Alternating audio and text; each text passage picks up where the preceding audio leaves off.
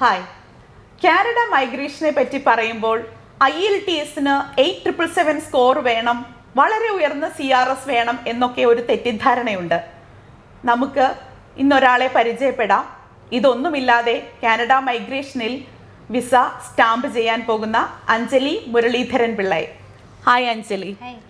അഞ്ജലി, എന്താണ് പ്രൊഫഷൻ? ഞാൻ BPharm ആണ് പഠിച്ചത്. BPharm 2015 ഞാൻ കംപ്ലീറ്റ് ചെയ്ത് ഇപ്പം കാനഡയിൽ പോകാനായിട്ടുള്ളതിൻ്റെ എല്ലാം റെഡി ആയിരിക്കുകയാണ്. വർക്ക് എക്സ്പീരിയൻസ് എങ്ങനെയാണ്? വർക്ക് എക്സ്പീരിയൻസ് എനിക്കുണ്ട്. 6+ ഇയേഴ്സ് ഉണ്ട് എനിക്ക് എക്സ്പീരിയൻസ്. കറന്റ് ഞാൻ കിംസ് ഹോസ്പിറ്റലാണ് വർക്ക് ചെയ്യുന്നത്. ഓക്കെ. ഏജ് എത്രയാണ്? ഏജ് 31. 31 ഇയേഴ്സ് ആണ്. ഓക്കെ. IELTSന്റെ സ്കോർ എത്രയുണ്ടായിരുന്നു? എനിക്ക് ഓവറോൾ 6.5 ആയിരുന്നു സ്കോർ ഉണ്ടായിരുന്നത്. ഓക്കെ.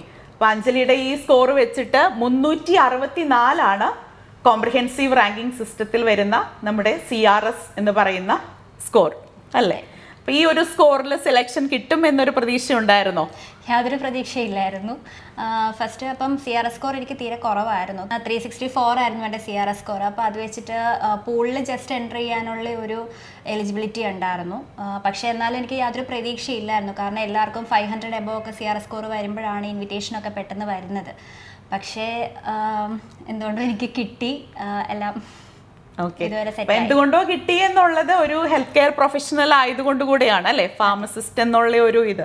കാനപ്രൂവിന്റെ കൂടെയുള്ള യാത്ര എങ്ങനെ ഉണ്ടായിരുന്നു? ഇമിഗ്രേഷൻ നല്ലൊരു എക്സ്പീരിയൻസ് ആയിരുന്നു എനിക്ക്. കാരണം നമുക്ക് കിട്ടത്തില്ല എന്നുള്ളൊരു പ്രതീക്ഷയിൽ നിന്നും ഒത്തിരി എന്നെ മെൻ്റലി ആണെങ്കിലും സപ്പോർട്ട് ചെയ്തു.